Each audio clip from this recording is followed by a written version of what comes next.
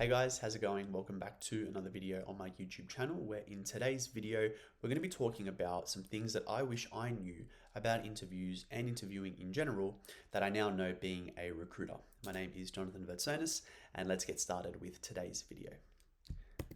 So to start off, people do judge a book by its cover. Okay, I guess this is something that people don't really want to say, and I guess no one's going to really admit. But trust me, the way that you present, guys, the way that you speak, those first impressions, everything that you do matters. Okay, so obviously some things are out of your control, like for example, like appearance and stuff like that sort of stuff. Don't worry about. I'm talking about worry about the controllables. Okay, so the way that you dress on the day, the time that you arrive, the way that you actually speak, the way that you conduct yourself, all of these things they're subconsciously judging you about. And it's not going to be a determining factor, but I will say it is a very important factor, and it's just an easy way to gain an advantage in an interview. And just when you're dealing with these professionals in general, it's a very easy way to just get on the good side nice and early on and build some good momentum nice and early, is just by presenting the best way you can possibly present. Okay. And now I'm not going to say say if you go into an interview and you're not wearing deodorant or something like that, that they're going to fail you because you have a bad smell. I'm not saying that at all. What I'm saying is though, is that, if you have a good smell, it's just going to give them a much more positive association with yourself, and they're going to have a better memory of you when the interview wraps up, and they have to think about you as a person and how you made them feel and things along these lines. So first things first, guys, the first lesson of the day is, look, people do judge a book by its cover. Don't be turned off by it. Actually use that as motivation to be like, okay, if I dress well, if I'm on time, if I speak in a good way, if I speak in an upbeat manner, these are some very easy ways that I can get some points on the board nice and early and actually make these recruiters feel a lot warmer and a lot more comfortable around me. So take that on board, make of it what you will, but I promise you guys, this is really, really important and not something to be naive about or to kind of ignorance is bliss the situation and just kind of push it to the side. This is really important, guys. So just make sure straight off the bat when you're going into interviews moving forward, you're thinking twice about how you're dressing, how you look, how you smell, what time you're arriving, all of these things. Okay, just make sure, guys, that if they're going to judge you on the surface level, you're going to give them the best first impression possible. Okay. My second point is experience is irrelevant if it does not fix their problems. Okay. So this is something that I think is so important that nobody talks about in job interviews. Yes, you've got the STAR method, you've got all these different things, amazing. But at the end of the day, guys, it doesn't matter how good your background is. It doesn't matter how good you speak. None of that matters if your skills don't fix their problems. Okay. If your solutions if you don't provide solutions to their specific problems, they don't care. Okay, this goes for junior, mid-tier, and senior. This goes for all levels across the park. Okay, you need to be able to find out, guys, what these people are prioritizing in the position. Okay, you need to understand what is the core pain point, what is the reason for their hiring, what is their process in which they want to get things done. Okay, then try to identify what's the bottleneck, what's preventing them from doing that, and then try to understand where you come into the picture. Okay, and then once you understand all of that, you need to then be able to demonstrate how you have provided those exact same solutions or something similar to the problems that they've faced, because that is the number one way that you are going to sell yourself to the company.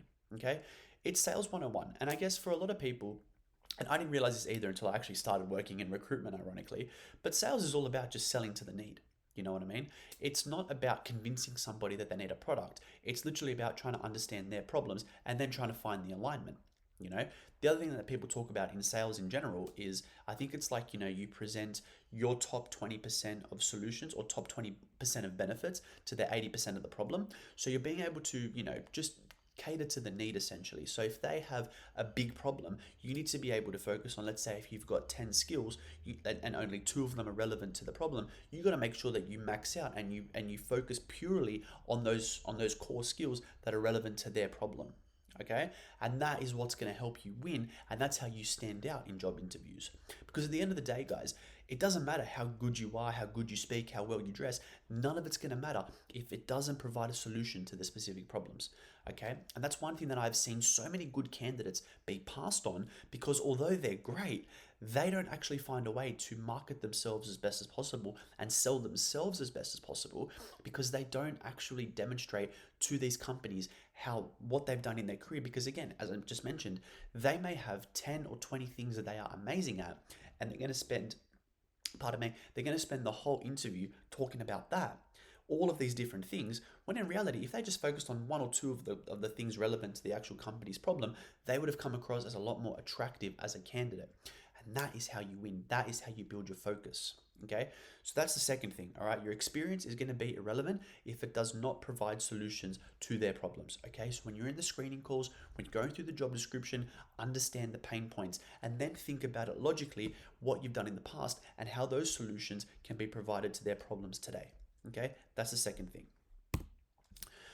And number three, and this is the most, I would say, like subjective thing, like it's hard to actually put a metric on this, but it's probably, they're all important, but this is really important too, is you guys need to understand how you make them feel is what matters most. Okay, so at the end of the day, recruiters are highly emotional people, just like anybody else. Okay, if you were an amazing candidate but you were disrespectful, that's what they're going to remember. Just like normal people in general, like, doesn't matter how good or bad somebody is on paper, if they make you feel a certain way, it's very hard to fight those feelings. Okay, so how you make them feel is what matters most when you're going through these job interviews.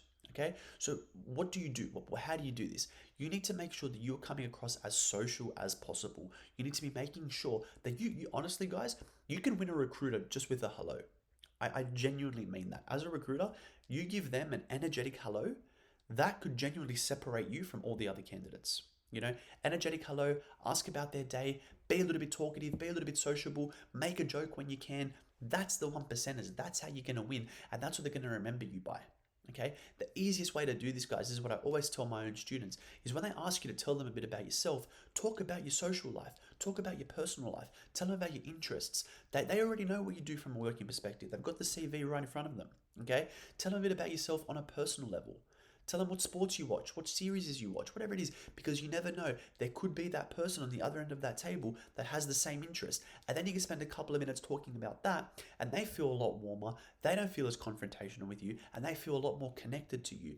And so when that interview wraps up, even though you already may be a really solid candidate, what's going to make them stand out is they're going to make you think, or what's going to make you stand out to them, I should say, is that they're going to be thinking, oh, this guy was actually so sweet. He was really nice.